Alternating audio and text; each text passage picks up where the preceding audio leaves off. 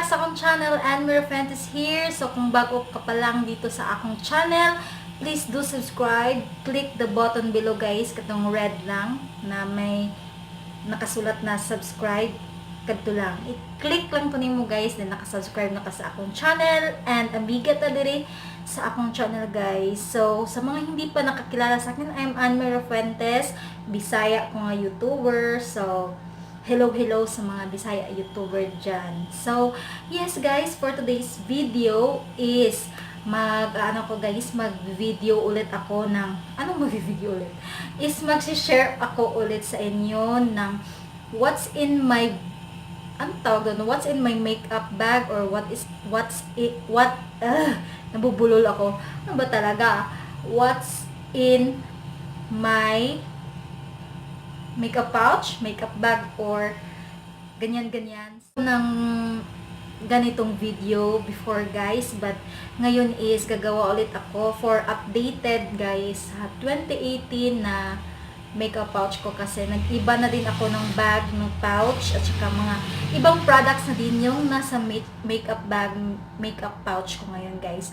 So kung gusto nyong malaman, makabalo mo sa ako ang sulod o laman ng aking makeup bag is keep on watching guys. So guys, bago ako ang makeup bag karon, and hindi siya anong bago pero iba na yung makeup bag ko ngayon. Ito na siya, color gold from Avon siya na ganyan siya, at saka sad to say na sa kadaghan siyang sulod dili na siya maarang. That is why naka-open siya ganyan sa bag ko. Kaya yung ibang product guys sa bag ko is nagkahulog-hulog na, nagkalat na sa loob ng bag ko talaga kasi sobrang liit niya.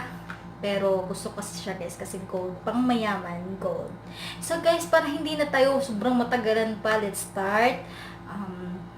Tingnan na natin yung mga nakatambak dyan na laman. So first guys is ito. This is, siguro hindi na to iba.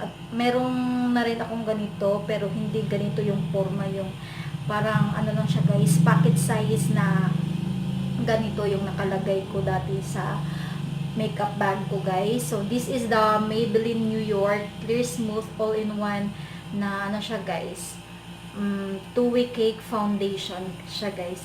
Gumagamit na din ako nito dati. So gumagamit na din ulit ako nito ngayon. So, andyan siya. And, gusto kong gumamit nito, okay din. So, yan. Pero pag ginagamit ko to siya guys, binabasa ko yung sponge niya, kaya saka ko siya ilalagay sa face ko.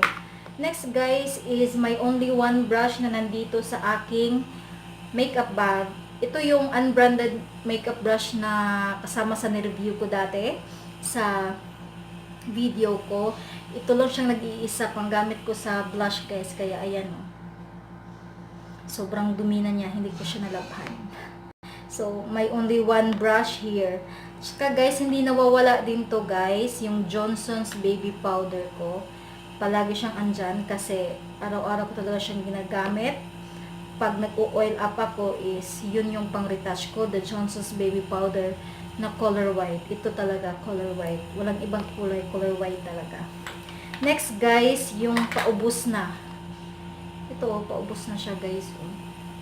Yung favorite ko din na City Color Rosy Cheeks. Kasi talagang gamit na gamit ko talaga siya kasi maganda. Basta, there's something about this blush na gustong gusto ko talaga siya. Kaya, hindi siya pwedeng mawala sa makeup bag ko.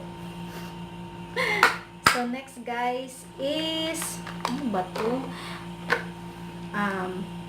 Ito, paubos na din. From Everbele na to guys, na lip and cheek tint. Paubos na din siya. Ayan. Favorite ko din. So, maybe bibili tayo ng ibang lip and cheek tint. Next guys is my only one mascara din. Ito yung Avon True Ultra Volume na Magnify Mascara. Nag-iisa lang tong mascara ko guys, kaya gamit na gamit. At saka maganda din naman. Ito yung gamit ko ngayon. This is my new product, new baby. The AOA Studio Perfect na BB Cream siya guys. May nagawa na akong review nito guys. So kung gusto nyong malaman yung mga kagandahan at hindi kagandahan sa product na to is meron akong review nito guys. So, andito din siya sa bag ko kasi ito yung ginagamit ko for daily use ngayon. So, next guys is my new baby din from LA Colors na lipstick. So, ito siya guys. Suot ko siya ngayon sa lips ko pero medyo natanggal na siya kasi kumakain ako ng saging ng banana Q kaya yan. Maganda din to siya guys. Hindi siya gaanong matte at saka hindi siya gaanong glossy or shiny na lipstick. Tamang-tama lang siya guys. So, ito yung shade niya. Ganyan. Nire-review ko din to guys. So, kung gusto nyong malaman yung all about dito sa lipstick to is nire-review ko din siya. Ayan, at saka very mura lang siya. Tsaka ang ganda ng packaging also niya guys. Kaya andito siya para iba-iba yung lipstick natin everyday. The next is my new pangkilay kasi meron akong pangkilay dito.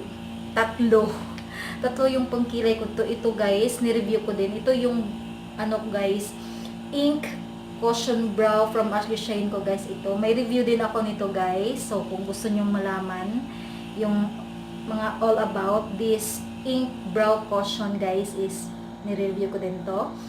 So, yes, ito pang din siya guys, pangkilay. Brow cushion siya. Tsaka ito, nawala kasi yung ko guys, brush nito kaya hindi ko siya magagamit pag walang brush. Kasi siya guys eyebrow cake from Ashley Shine. So, favorite ko din itong product na to guys from Ashley Shine. Kahit hindi ko siya nagamit, andito pa rin siya. So, next guys is ito, bago ko din, pero hindi ko siya nagawa ng review, pero hindi ko na lang gagawan kasi, never mind na. Nichido Eyebrow Pencil guys. Ayan, ito yung gamit ko sa ko ngayon guys, sa kilay. So, medyo gusto ko naman siya, kaso hirap lang niyang i-blend, tsaka medyo masakit siyang i-apply kasi ang tigas niya, hindi siya creamy. Tsaka, hirap lang talaga niyang guys. Oh, tingnan niyo oh. Tsaka ang tigas niya. Talagang ididiin talaga siya bago mo makuha yung guys. Yes, next guys is as always my lip balm. Hindi pa siya ubos. Yung Mika K New York ko na lip balm, andito pa rin siya. Always and forever. Tsaka ibang lipi ko from Vice Cosmetics. Ayan, yung Chu ko na shade na liquid matte lipstick. Ganyan. Nandito siya. Pero hindi ko siya gaanong ginagamit kasi hindi ako gaanong nag-red lipstick ngayon guys. At saka ito guys, nabili ko siya sa AliExpress. Matagal na. Kaso ngayon ko pa lang siya nabuksan dun sa mga naka-imbak ko na mga product. Maganda siya guys, long lasting yung niya guys, pero yung ayaw ko sa kanya is patchy kasi yung effect niya sa lips. Pero maganda naman yung shade niya, tsaka long lasting talaga tong lipstick na to. Sa AliExpress ko siya nabili Meron tong kasama dati matagal na kasi naman din. So ayan siya guys Tsaka yung amoy niya is maganda din. Ayan siya. Matte din siya, matte lipstick. Maganda siyang kasi parang baby pink na something pink yung kulay niya. Next is ito, hindi ko naman siya ganong ginagamit. Siya, fake lang siya na guys, yung mga mumurahing eye pencil or eyeliner, black, ayan. Maganda naman dito siya guys, ayan, very cold, very creamy yung pagka niya, kaya hindi ko naman siya ganong ginagamit kasi hindi naman ako masyadong nag-eyeline as of these days. Next guys, yung dalawang hindi ko alam kung bakit anong ginagawa niya dito. Guys, yung medical na ibuprofen. Dito siya. Siguro nalagay ko lang dito. And next is ito. Panggamit ko sa kilay, which is the blade guys. Kasi kung hindi ko mahanap yung tawag doon, yung tweezer, ito yung ginagamit ko na pang kiss-kiss ko sa kilay guys. Kasi sanay naman dito kung gumamit nito. So, okay lang. So, wala nang tira guys. Ayan na siya. Ubos na ubos. Yung ko. Sa dami ng hindi siya nagkasya dito guys. So, yun lang. Ang lahat ng laman ng aking newly updated na makeup bag. So, gusto ko rin makita yung sa inyo guys. So, comment down below your channel kung meron kayong ginawang review about this topic guys.